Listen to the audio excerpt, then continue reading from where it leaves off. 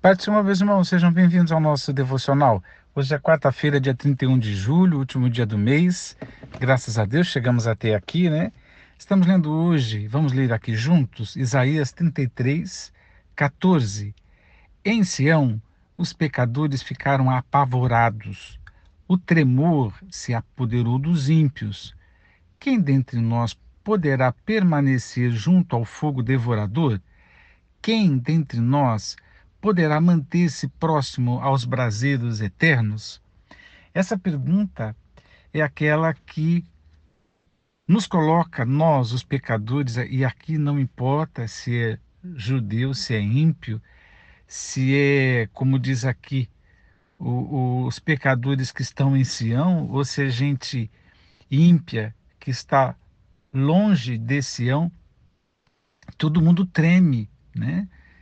Todo mundo fica apavorado diante de Deus e da sua santidade, porque a gente não tem como se estabelecer, eh, se posicionar e buscar qualquer tipo de justificação ou valoração diante de Deus. Antes, pelo contrário. Por exemplo, esse profeta Isaías, quando ele foi chamado para o seu ministério, ele, diante da verdade, diante do poder de Deus, da santidade de Deus, que foi uma cena marcante, porque os anjos que ele viu diziam exatamente isso: Santo, Santo, Santo é o Senhor dos exércitos. E o que que esse homem reconhece diante dessa santidade, desse poder? Ele diz: ai de mim, que vou perecendo, porque tenho lábios impuros, habito no meio de gente de impuros lábios. Ai de mim, que eu estou sem salvação, estou perecendo, vou me perder. Até que Deus o tratou, e aí não é o nosso assunto, mas de qualquer maneira, diante da verdade, a gente se vê pecador, né? Eu lembro do apóstolo Pedro, depois daquela pesca, uma das pescas maravilhosas, né? Ele disse para Jesus: afasta-te de mim, porque eu sou pecador, né? E se curvou e adorou Jesus, entendendo que o que Jesus tinha, ele não tinha. Santidade na vida, né? Isso era o começo da jornada do apóstolo Pedro. E essas perguntas aqui do Velho Testamento, elas nos colocam nesta posição, né?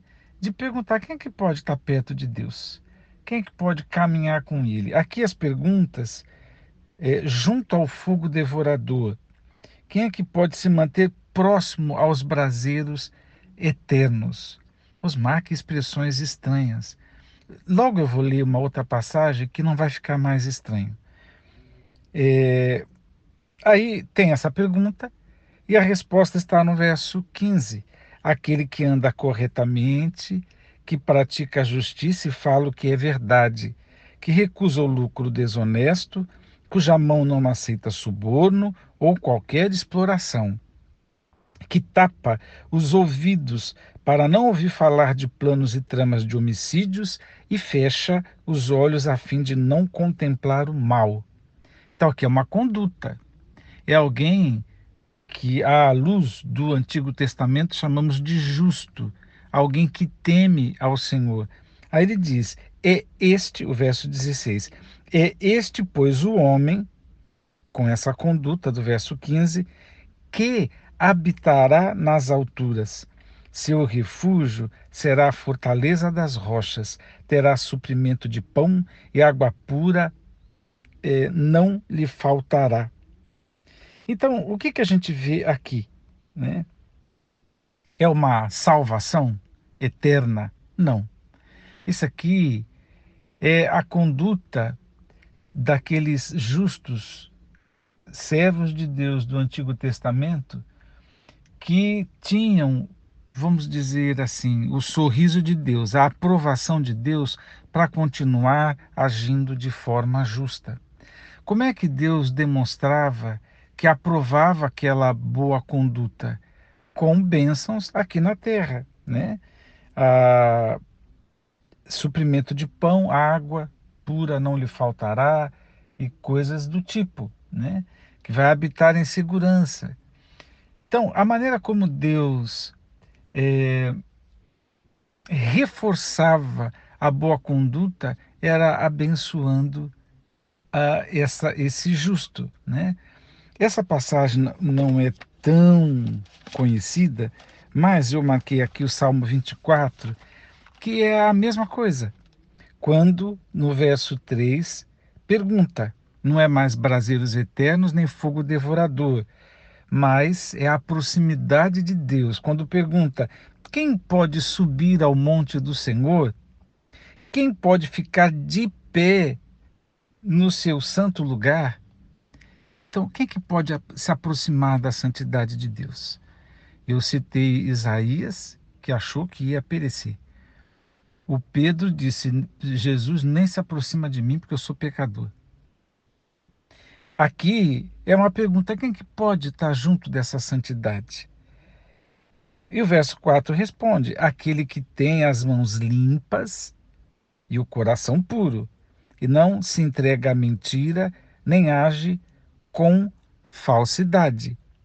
Está falando de quê? O mesmo padrão lá de Isaías, está falando de conduta. Então, repito, porque não estamos falando aqui de salvação em Jesus, estamos falando de uma conduta da qual Deus reforçava com bênçãos para a pessoa continuar no caminho bom. Estamos falando de uma conduta que era vista com esse, com esse preciosismo da parte de Deus. Então, a pergunta é quem? Aquele que tiver essa conduta. E o que ele recebe? O verso 5 diz: Este receberá do Senhor a bênção, e Deus, o seu Salvador, lhe fará justiça. Estes são aqueles que o buscam, que procuram a tua face, como Jacó, ó Deus. Então, há o reforço aqui da parte de Deus. Osmar, e Deus age assim hoje, quando o plano da salvação já clareou, né? Porque aqui no Antigo Testamento eram apontamentos, né? É como se fosse um grande trabalho de preparar o caminho até que chegasse em Jesus. E diante de Jesus, a pergunta continua: quem é que pode dizer que é servo de Jesus, né? Quem subirá no seu santo monte?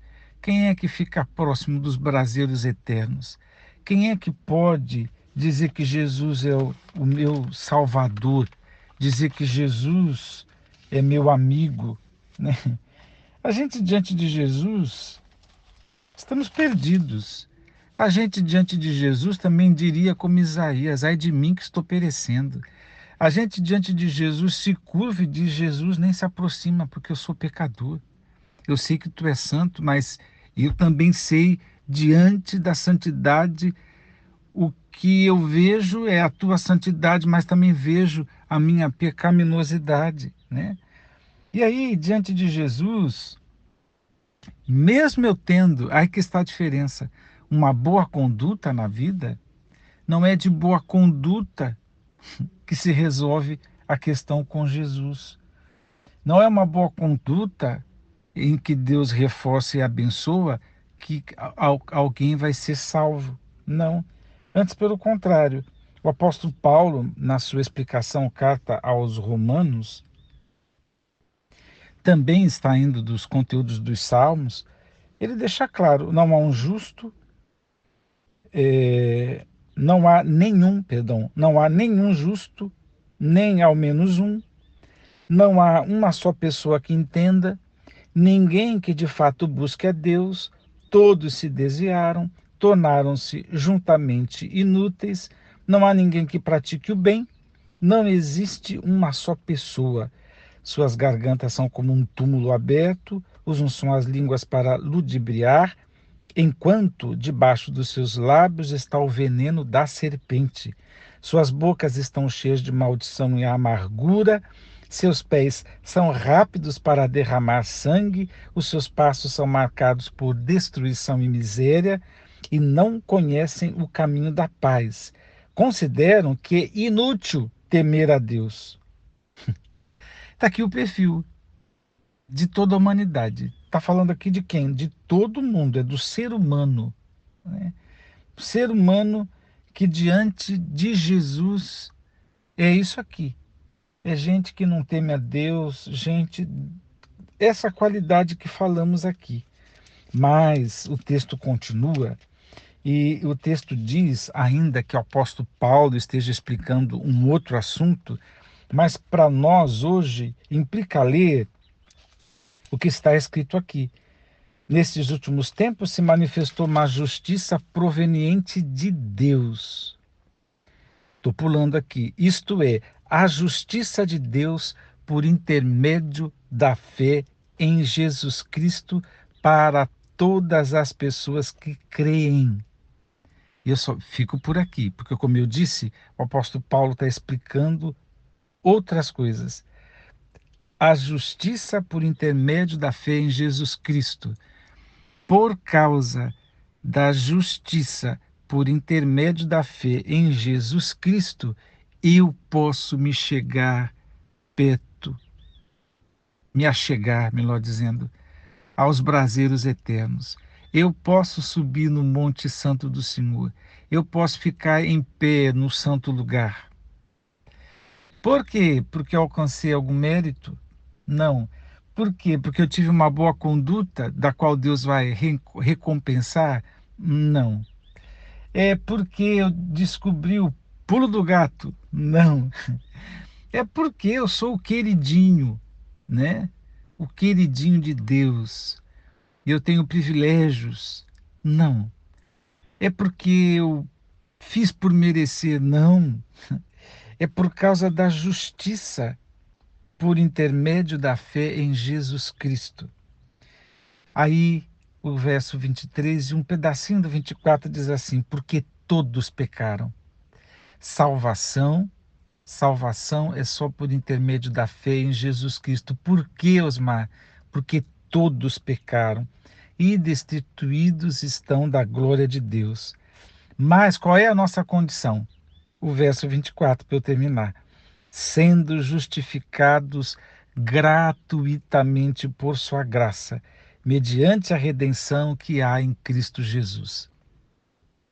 Então, não importando meu passado, minha conduta, e não é o padrão do Velho Testamento, não é nada, não é os erros que já se cometeram ao longo da história, indulgências e outras coisas. Hoje ainda se vendem, mas não é mais vendendo perdão, mas vendendo unção, vendendo oração, esse tipo de coisa. Hoje, o que é que nos justifica diante de Deus e que faz com que nos acheguemos perto do sagrado, do divino, andemos na companhia de Deus ou tenhamos o próprio Deus habitando em nós pelo seu Espírito Santo? É porque fomos justificados gratuitamente por sua graça. Ou seja, éramos dignos de culpa e no fórum de Deus, Jesus pagou o preço para a justiça de Deus, né? Com o seu sangue, nos comprou para Deus, pegou as nossas dívidas, as nossas contas, pagou, né? Cancelou, nos livrou da ira de Deus, nos livrou de nós mesmos, nos livrou do nosso passado, nos livrou da audácia de pensar numa autojustificação e deixou claro que é Ele quem faz isso pelo seu favor. Ninguém merece isso, mas Ele nos declara justos diante de Deus. E aí a pergunta: quem, quem subirá no Monte Santo do Senhor? Aquele que é justificado, diz o Novo Testamento, diz o apóstolo Paulo. Quem habitará no seu santo lugar? O apóstolo Paulo responde: aqueles que foram justificados gratuitamente por sua graça. Quem é que se achega aos braseiros eternos? O justificado, o agraciado por Jesus. Que Deus te abençoe a pensar nestas coisas e ver o valor de Jesus para nós, a importância do que Ele fez, do que Ele conquistou para nós na cruz do Calvário. Deus te abençoe a pensar nisso. Vamos orar. Pai eterno, graças te damos. Que o teu nome seja glorificado para sempre, por tão grande salvação. Obrigado por nos justificar e por nos considerar, ó Deus, limpos, santos, inocentes na tua presença, pela justificação que Cristo fez por nós. Obrigado, ó Deus, porque podemos nos achegar e nos ajoelhar e nos dobrarmos e adorarmos a verdade e a santidade na vida. Oramos, Senhor, no nome de Jesus, o nosso Salvador. Amém.